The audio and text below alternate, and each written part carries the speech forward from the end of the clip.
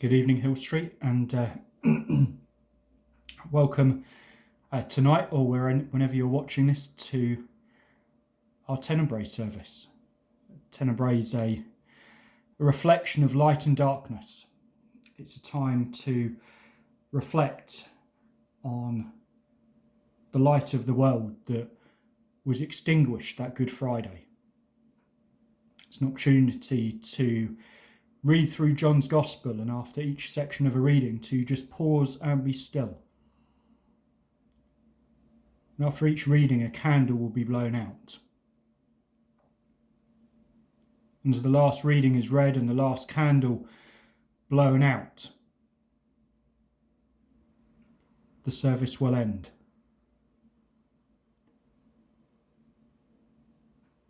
It leaves us with an opportunity to reflect upon the darkness and the grief, the fear and the pain that those first disciples felt as Jesus took his last breath.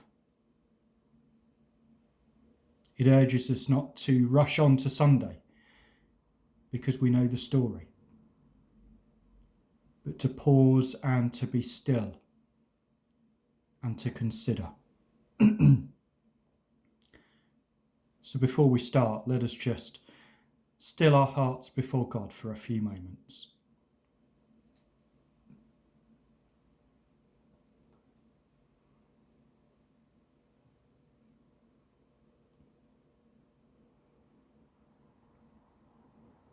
After saying these things, Jesus crossed the Kidron Valley with his disciples and entered a grove of olive trees. Judas, the betrayer, knew this place because Jesus had often gone there with his disciples. The leading priests and Pharisees had given Judas a contingent of Roman soldiers and temple guards to accompany him. And now, with blazing torches, lanterns and weapons, they arrived at the olive grove. Jesus fully realised all that was going to happen to him, so he stepped forward to meet them. "Who are you looking for?" he asked. "Jesus, the Nazarene," they replied. "I am he," Jesus said. Judas, who betrayed him, was standing with them. As Jesus said, "I am he," they all drew back and fell to the ground. Once more he asked them, "Who are you looking for?" And again they replied, "Jesus the Nazarene." "I told you that I am he," Jesus said. "And since I am the one you want, let these others go." He did this to fulfill his own statement, "I did not lose a single one of those you have given me." Then Simon Peter drew a sword and slashed off the right ear of Malchus, the high priest's slave. But Jesus said to Peter, "Put your sword back into its sheath. Shall I not drink from the cup of suffering the Father has given me?"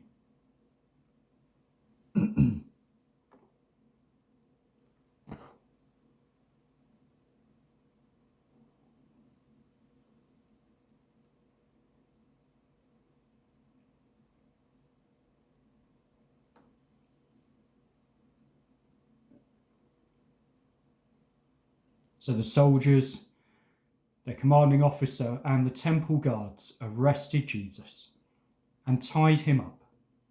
First, they took him to Annas, since he was the father-in-law of Caiaphas, the high priest at that time. Caiaphas was the one who had told the other Jewish leaders, "It's better that one man should die for the people."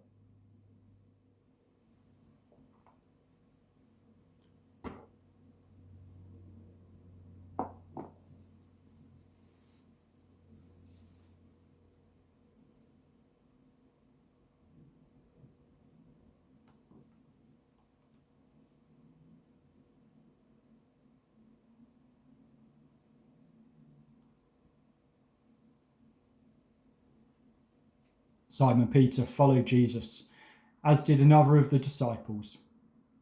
That other disciple was acquainted with the high priest, so he was allowed to enter the high priest's courtyard with Jesus. Peter had to stay outside the gate. Then the disciple who knew the high priest spoke to the woman watching at the gate, and she let Peter in. The woman asked Peter, "You're not one of that man's disciples, are you?" "No," he said, "I'm not." Because it was cold, the household servants and the guards had made a charcoal fire. They stood around it warming themselves, and Peter stood with them, warming himself.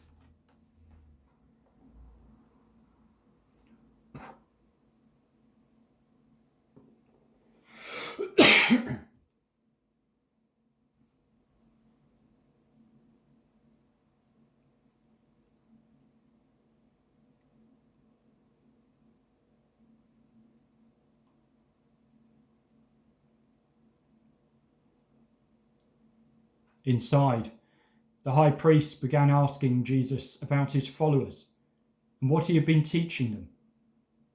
Jesus replied, "Everyone knows what I teach. I've preached regularly in the synagogues and the temple, where the people gather. I have not spoken in secret. Why are you asking me this question? Ask those who heard me. They know what I said." Then one of the temple guards standing nearby slapped Jesus across the face. "Is that the way to answer the high priest?" he demanded. Jesus replied, "If I said anything wrong, you must prove it. But if I am speaking the truth, why are you beating me?" Then Annas bound Jesus and sent him to Caiaphas, the high priest.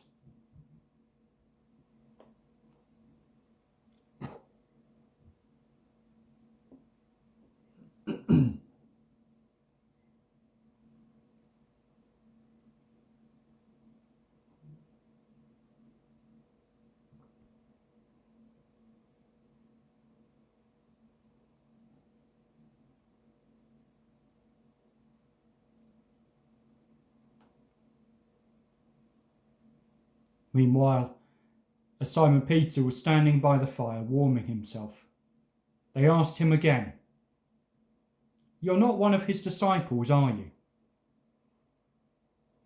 He denied it, saying, "No, I am not." But one of the household slaves of the high priest, a relative of the man whose ear Peter had cut off, asked, "Didn't I see you out there in the olive grove with Jesus?" Again, Peter denied it, and immediately a rooster crowed.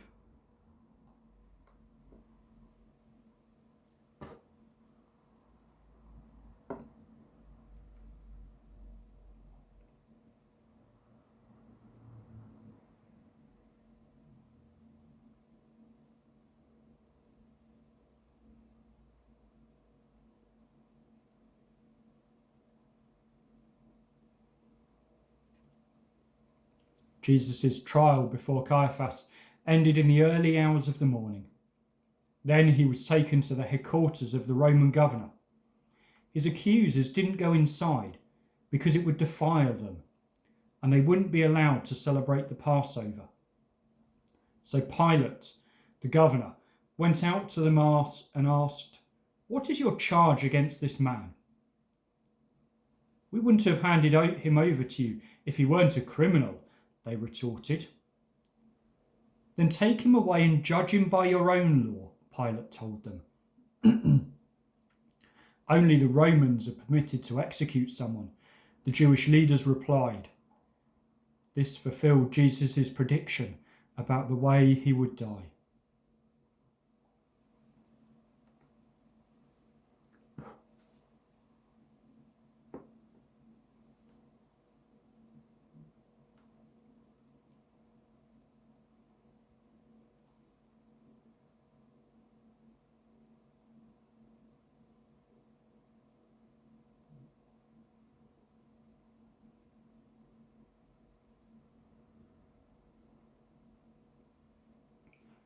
Then Pilate went back into his headquarters and called for Jesus to be brought to him. "Are you the king of the Jews?" he asked him. Jesus replied, "Is this your own question? or did others tell you about me?" "Am I a Jew?" Pilate retorted. "Your own people and their leading priests brought you to me for a trial. Why? What have you done?" Jesus answered, "My kingdom is not an earthly kingdom. If it were, my followers would fight to keep me from being handed over to the Jewish leaders. But my kingdom is not of this world." Pilate said, "So you are a king?" Jesus responded, "You say I am a king. Actually, I was born and came into the world to testify to the truth. All who love the truth recognize that what I say is true." "What is truth?" Pilate asked. Then he went out again to the people and told them, "He is not guilty of any crime."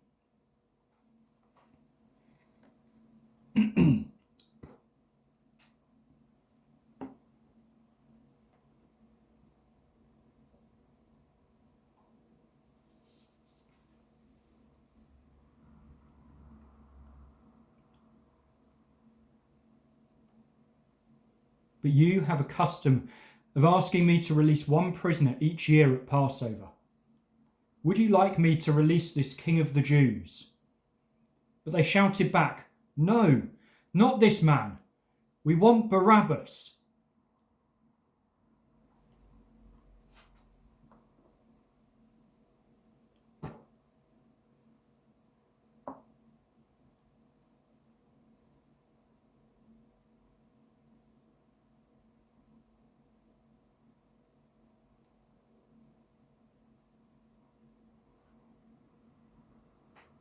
Then Pilate had Jesus flogged with a lead-tipped whip. The soldiers wove a crown of thorns and put it on his head. And they put a purple robe on him. "Hail, King of the Jews!" They mocked as they slapped him across the face. Pilate went outside again and said to the people, "I'm going to bring him out to you now, but understand clearly that I find him not guilty." Then Jesus came out wearing the crown of thorns and the purple robe. And Pilate said, "Look, here is the man."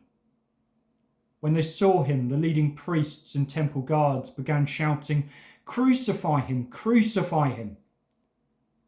"Take him yourselves and crucify him," Pilate said. "I find him not guilty." The Jewish leaders replied, "By our law, he ought to die because he called himself Son of God." When Pilate heard this, he was more frightened than ever. He took Jesus back into the headquarters again and asked him, "Where are you from?"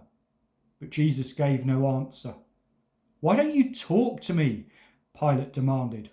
"Don't you realize that I have the power to release you or crucify you?" Then Jesus said, "You would have no power over me at all unless it were given to you from above. So the one who handed me over to you has the greater sin."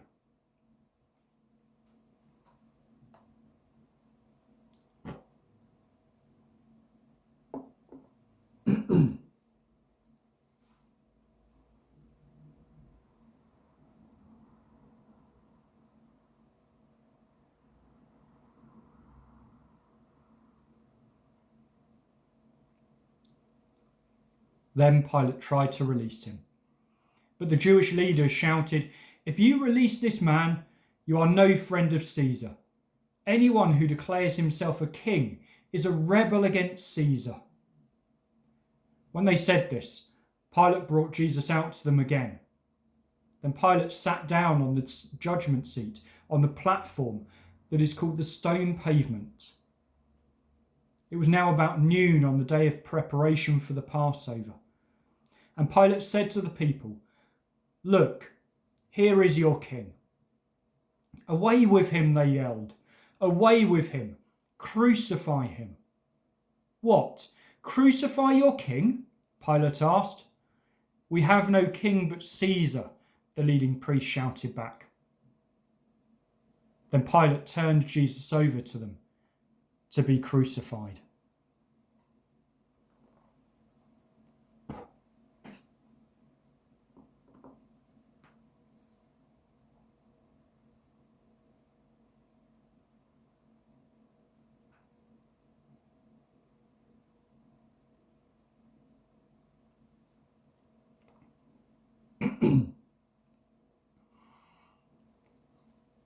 So they took Jesus away. Carrying the cross by himself, he went to the place called Place of the Skull, in Hebrew, Golgotha. There they nailed him to the cross. 2 others were crucified with him, one on either side, with Jesus between them. And Pilate posted a sign on the cross that read, Jesus of Nazareth, the King of the Jews. The place where Jesus was crucified was near the city, and the sign was written in Hebrew, Latin, and Greek, so that many people could read it. Then the leading priests objected and said to Pilate, change it from the King of the Jews to he said, I am King of the Jews. Pilate replied, no, what I have written, I have written.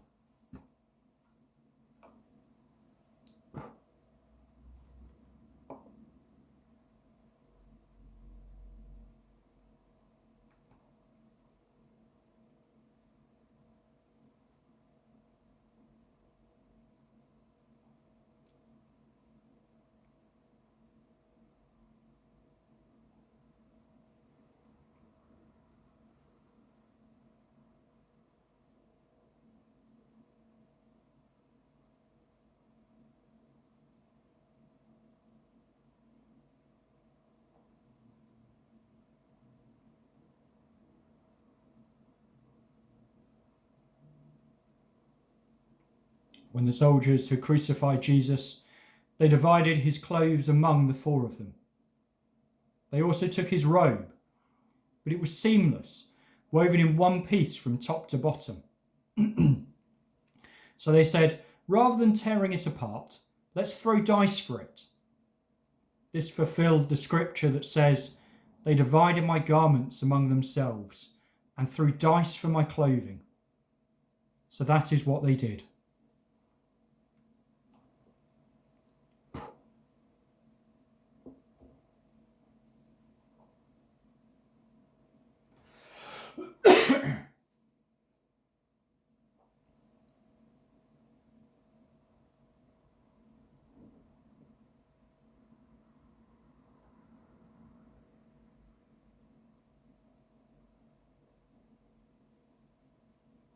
Standing near the cross were Jesus' mother and his mother's sister, Mary, the wife of Clopas, and Mary Magdalene.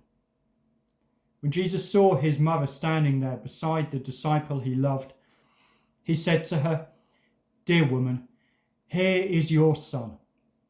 And he said to this disciple, here is your mother. And from then on, this disciple took her into his home.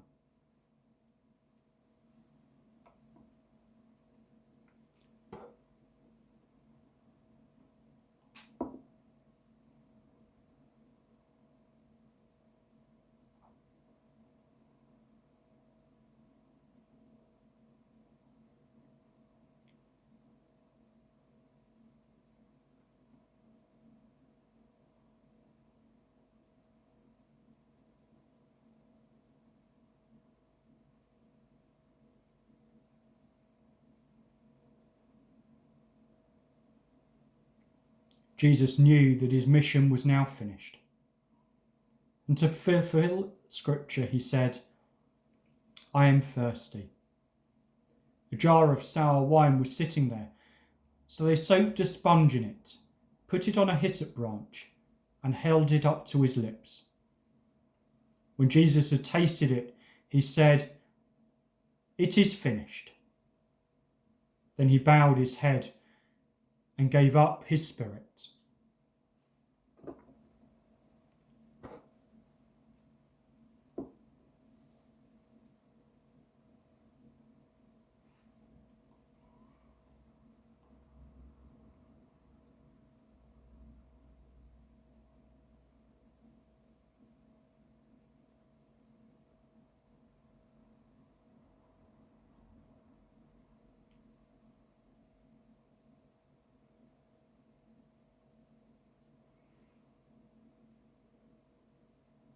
It was the day of preparation, and the Jewish leaders didn't want the bodies hanging there the next day, which was the Sabbath, and a very special Sabbath, because it was Passover week. So they asked Pilate to hasten their deaths by ordering that their legs be broken. Then their bodies could be taken down. So the soldiers came and broke the legs of the two men crucified with Jesus. But when they came to Jesus, they saw that he was already dead. So they didn't break his legs. One of the soldiers, however, pierced his side with a spear, and immediately blood and water flowed out. This report is from an eyewitness giving an account that is accurate. He speaks the truth so that you may continue to believe. These things happened in fulfillment of the scriptures that say, not one of his bones will be broken, and they will look on the one they pierced.